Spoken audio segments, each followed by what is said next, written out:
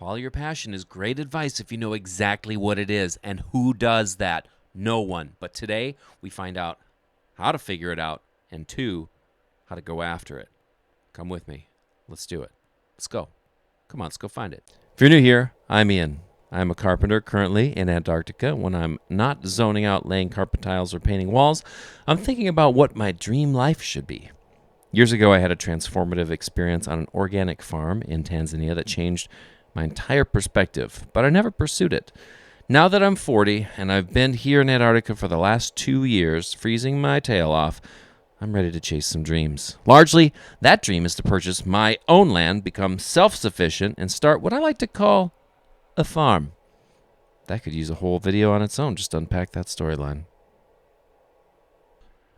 So yeah, we're going to get into it today. I spend too much time trying to script these things, and it doesn't help anyways because I do not have the ability to focus enough for this to make any sense. So today we are going to try and find what our passion is. And I think what I discovered is it's not really a passion so much as I discovered what drives me.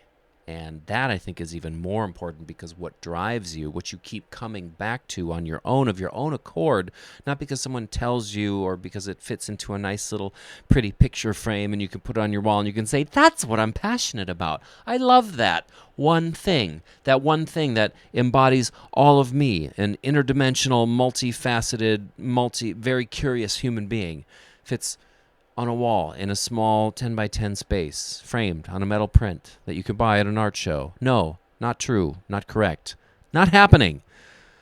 No, we found out much more, and we did use AI to do it, and this is sort of a step backwards from what my previous videos have been, trying to figure out what I can use AI to do to get money, to buy big things in the future. Well, this could put everything on its head. It may change the entire outlook of what I want the future to be, and it could do so for you. So I think if we want to know where we're going, you can set a goal and you can try to get there with various tools. But if that goal doesn't actually make sense for you, then it's going to be harder to reach. You could probably still get there, but it might take longer, and it might not end up being the correct goal. So we're actually going to take a step back, and today we're going to watch Chris Kerner's video. Well, I've already watched it. You can watch it on your own time. We're going to go through what my experience has been watching his video, which really tactically broke down how to understand who you are and what the heck it is you want.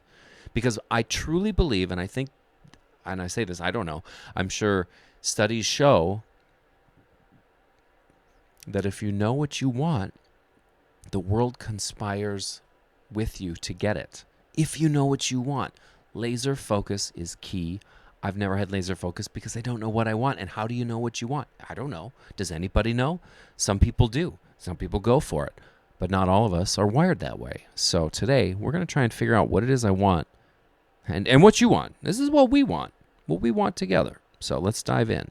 Real quick, let's go over the progress dashboard. Oh my goodness, the farm fund. Yes, we are still working on that. 0 out of $500,000, a totally arbitrary number for an arbitrary farm that doesn't exist yet, and we haven't made any money towards it. I wonder why. Maybe we're not focused.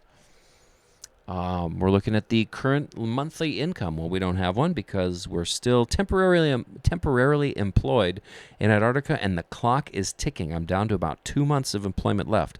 So, yeah, it's kind of time for YouTube to start kicking in. Looking at skills learned. AI as a search engine. AI as a vibe coding machine. AI as, what was this? As a best friend and life coach. AI as an idea generator. What was the other thing? Oh, yeah. Career coach. Career coach. AI automations. I haven't figured anything out yet. I've been focused on other things, which is what we're working on today. So, current experiment, discover the passion. Next milestone, yes. If I make it to $25,000 earned from all of this stuff, we are throwing a hell of a party. I should have made that a much smaller goal. I should have made it like $5. Maybe I will on the next one when I think about it, because I just thought about it now. Today's experiment, Chris Kerner, YouTuber who makes videos about, everything business related, starting businesses, side hustles, content creation, using AI to move forward. This is how I came across his channel, and He's got a lot of great ideas, but you have to put them into action when you want to see results. And what I gleaned from his video right away was that people, when they tell you to follow your passion, they make two big mistakes. Number one is assuming that you know what your passion is. I know that I'm passionate about a lot of things, or at least I'm interested in a lot of things, and I know some things motivate me and move me more than others, but they're not job titles. They're not things that I can go out and say, yeah, I'd like a job reading about trees, please. That sounds great. Or, yeah, I'd really like a job about. So, Chris Kerner, videos are good. He says that you can do this in 20 minutes. Find your passion. I don't think that that's true. It's taken me maybe 20 hours. That's actually an exaggeration. He says 20 minutes. I took 20 hours. That's not true. Maybe it's 10 minutes. Maybe it's 10 hours. What am I saying? It's at least 10 hours. This is going to take you a long time, and it's over the course of a couple of weeks, but it's totally worth going on the journey. We'll go on it together. You can watch me, then you can do it yourself. Watch his video. He also created an app that makes this a little bit faster, but I think it would be more fun to go a little bit deeper and take the approach that I did, because you'll learn a little bit more about yourself, but you should do both, because once you've done one, you can do his app and the other thing a lot more quickly. He calls it, hold on, a something auditor. He calls it an obsession audit. Now, that sounds an awful lot like the little app that I vibe coded as a part of this whole AI learn things. Woo! I don't know why I did that. And mine is called the Reinvention Scorecard. I will have that linked somewhere below. This is a really weird feeling. This is one of the first times that I've pointed to the bottom of the window and I'm in a space that doesn't have a window. This is the real world where I am. And yours is probably too. Like if you point down, try and tell somebody through a computer, but don't stop. Okay. Let's just dive into it. All right. There is a lot to cover here, and we probably won't figure it all out. But you know what? We're going to go for it. I started somewhere in the middle of Chris's project. I think I actually went with the Amazon order history first just to see. And I'm going to put it up here as well. You can see that I actually went and did this portion of it while I was at the gym on the treadmill, because I'm all about maximizing my time and I don't want to waste it. So I did have to go backwards quite a ways, though. I thought, why the heck not? Let's just go full information load, because since I've been in Antarctica, I actually haven't really been able to buy anything, because shipping down here is not really a thing. You just can't order whatever you want. So it's been 5-6 months since I've ordered anything at all. And if you go back 8-10 months, you can find that I ordered a bare minimum of things. A couple little art project-y type things that honestly I barely even use. So, but what we did was we plugged it all in and we went ahead and got some results. And it was interesting, even just to start. I thought it was interesting. Some real takeaways were, as you can see, even with number one, obsessed with building capability, not just owning things. And what you're going to see is that plugging things into ChatGPT, it is able to pull out themes and patches of things you didn't even realize you were doing. So then we went a little bit further and we decided to do YouTube watch history, because that was on there. And I have been going deep down YouTube, because work has been relatively, what do I want to say? Not unfocused. I've been able to do my job, but I've been able to have headphones in with Wi-Fi, and I had a free trial for premium YouTube, so I was able to finally listen to things without ads. And so I threw in quite a bit of hours worth of, and I've been watching things at 1.5 times speed just to digest more, going really deep into the farming rabbit hole and things. But again, ChatGPT is able to kind of pull some things out of the ether, like obsession number one. You're obsessed with designing your next life. So I'm not sure that we've picked out a specific obsession yet, but it does seem like I'm obsessed with the bigger pictures. I kind of wish that I wasn't, because it would be much easier if I could pick a small thing and just go for that, rather than, oh, I'm obsessed with really big picture, obscure, abstract ideas that you can't really, how do you pursue these things.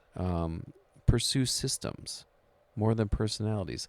So it is finding, I'm not even blaming ChatGPT or my search history for these issues. I'm blaming myself for having weird obsessions.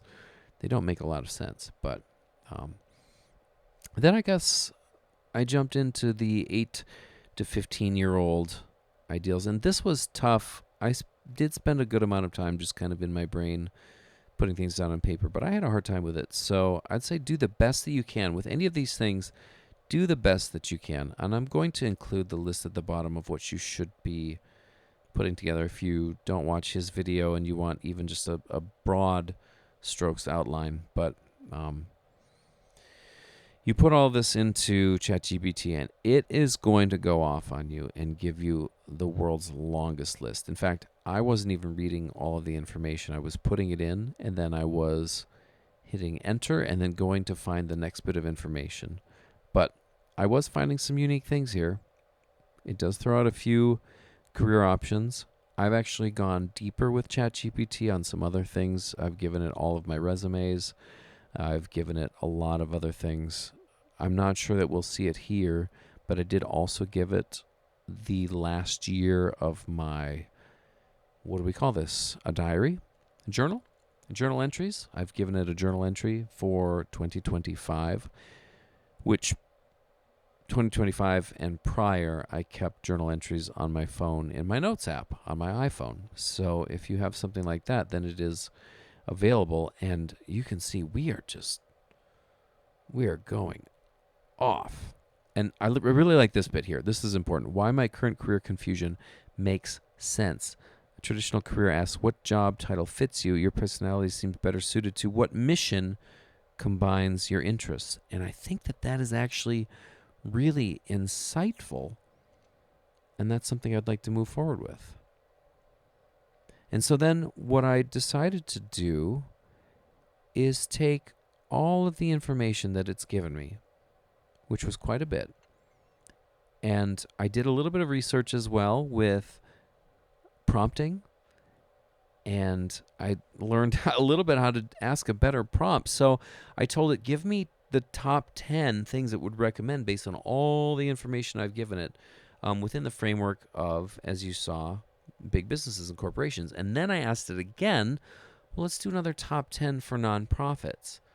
And then I'm going to ask it again for the next top 10 as if you were an entrepreneur giving me things I could do on my own. And the reason I did 3 sets of top 10s, and also I did specifically ask it to give me ways that I could enact this out.